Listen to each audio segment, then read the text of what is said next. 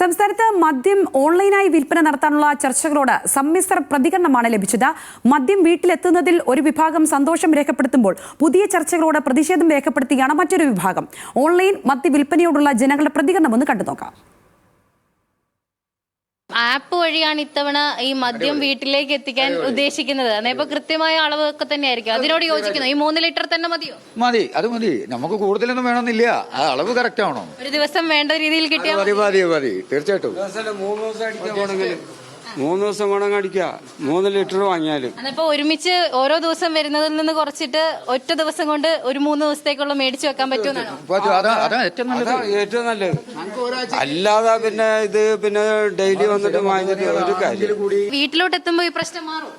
വീട്ടില് I don't വരി. നമ്മളെ വീട്ടിൽ അറിയാതെ നമ്മള് കള്ളുപിടിക്കണേ. അപ്പൊ അത് ചെയ്യാൻ പാടില്ല. ഭാര്യ ഭർത്താവ് ഒരു ശരിയായ കാര്യമല്ല അത്. ഇവിടെ വന്നു വാങ്ങുമ്പോ ലേശം ഒരു ബുദ്ധിമുട്ടുണ്ടാവും. വീട്ടിലേക്കാവുമ്പോ അവർക്ക് സുഖല്ലേ. 100% നല്ലതാണ്. നമ്മളെ സംബന്ധിച്ച് ആരും മേടിക്കാറില്ല. പിന്നെ കുഴപ്പമില്ല, നല്ലതായിട്ടുണ്ട്. വരട്ടെ.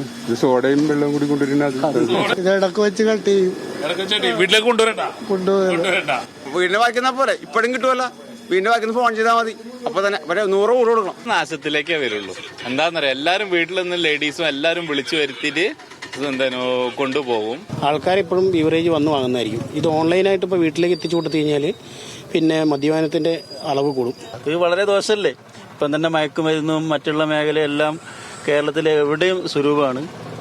അപ്പൊ ഇതും കൂടി ആകുമ്പോൾ കുറച്ചും കൂടി ആളുകൾക്ക് വലിയ സൗകര്യമായി. അത് വിജയിക്കുന്ന എനിക്ക് തോന്നുന്നില്ല.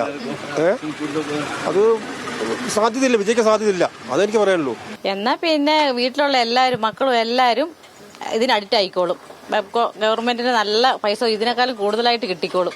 ആപ്പിലൂടെ ബുക്ക് ചെയ്യുന്നവർക്ക് മദ്യം വീട്ടിലെത്തിക്കാനുള്ള അനുമതി നൽകണമെന്ന് ബീവറേജ് കോർപ്പറേഷൻ ശുപാർശ നൽകിയതോടെ സമ്മിശ്ര പ്രതികരണങ്ങളാണ് ആളുകളുടെ ഭാഗത്തു നിന്ന് ഉണ്ടാകുന്നത്.